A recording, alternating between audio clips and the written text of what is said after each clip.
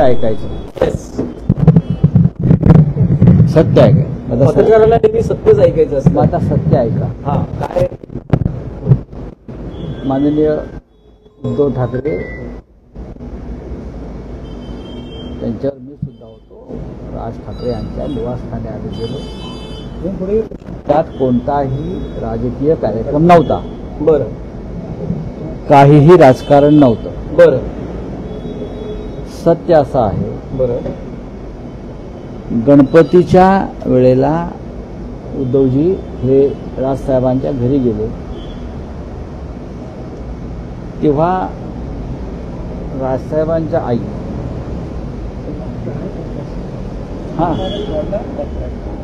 म्हणजे उद्धवजींच्या मावशी काकी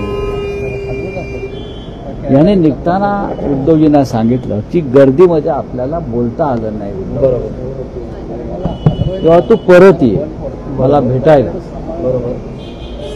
आणि त्यानुसार मावशींना भेटायला, कुंदा मावशींना भेटायला म्हणजे राजसाहेबांच्या आईंना भेटायला आज उद्धव राजसाहेबांच्या घरी गेले.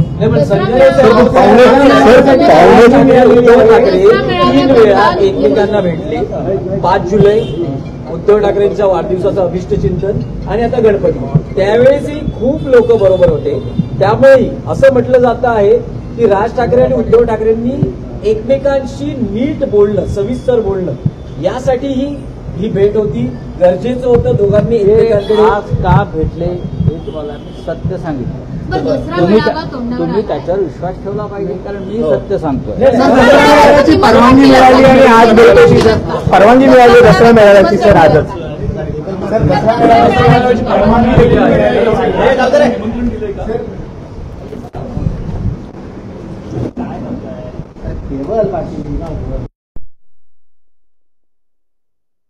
ऐकायचं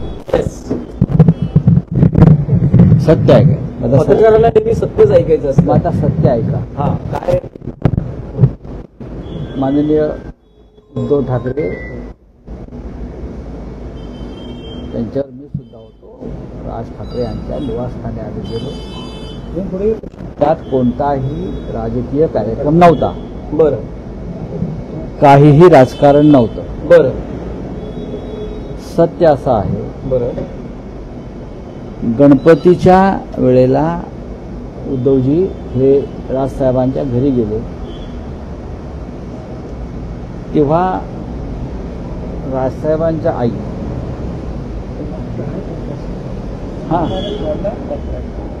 म्हणजे उद्धवजींच्या मावशी काकी याने निघताना उद्धवजींना सांगितलं की गर्दीमध्ये आपल्याला बोलता आलं नाही. बरोबर. तेव्हा तू परत ये मला भेटायला. बरोबर.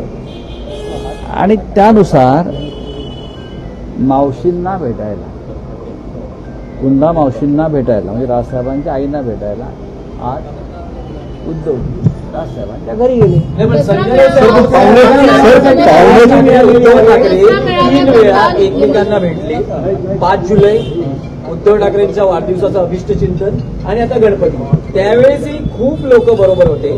त्यामुळे असं म्हटलं जात आहे की राज ठाकरे आणि उद्धव ठाकरेंनी एकमेकांशी नीट बोलणं, सविस्तर बोलणं, यासाठी ही भेट होती. गरजेचं होतं दोघांनी एकमेकांकडे. आज का भेटले हे तुम्हाला मी सत्य सांगितलं. तुम्ही त्याच्यावर विश्वास ठेवला पाहिजे कारण मी सत्य सांगतोय. जनतेचे खुले व्यासपीठ. संपादक आहेत विश्वासराव आरोटे.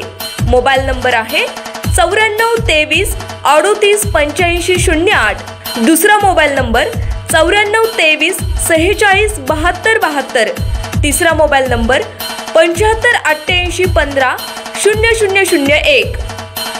वेबसाईट आहे sgavkari.com. मेल आयडी आहे aklgavkari@gmail.com.